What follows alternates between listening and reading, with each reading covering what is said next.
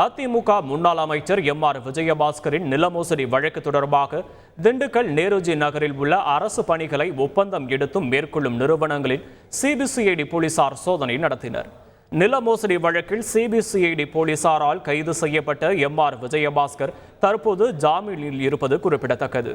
இந்நிலையில் இந்த மோசடி வழக்கில் சுமார் 50 லட்சம் ரூபாய் பணம் அரசு பணிகளை ஒப்பந்தம் எடுத்து நடத்தி வரும் நிறுவனங்களுக்கு கைமாற்றப்பட்டதாக தகவல் வெளியானது.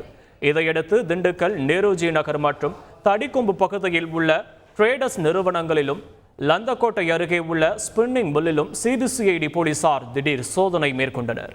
தொடர்ந்து நாமக்கல் திருச்சி சாலையில் செயல்பட்டு வரும் எம்.ஆர். விஜயபாஸ்கரின் ஆதரவாளரான பாலகிருஷ்ணன் என்பவருக்கு சொந்தமான கட்டுமான நிறுவனத்திலும் அதிகாரிகள் சோதனை நடத்தியது குறிப்பிடத்தக்கது. கடந்த அதிமுக ஆட்சியில் அரசு பணிகளை ஒப்பந்தம் எடுத்து நடத்தி வந்த பாலகிருஷ்ணன் எம்.ஆர். விஜயபாஸ்கருக்கு நெருக்கமானவராகவும் இருந்ததாக கூறப்படுகிறது. இந்நிலையில் மேற்கொண்ட சோதனைகளில் முக்கிய ஆவணங்கள் சிலவற்றை அதிகாரிகள் கைப்பற்றி இருப்பதாக கூறப்படும் நிலையில் தொடர்ந்து தீவிர விசாரணை நடத்தி வருகின்றனர். செய்திகளை உடனுக்குடன் தெரிந்து கொள்ள உடனே சப்ஸ்கிரைப் பண்ணுங்க.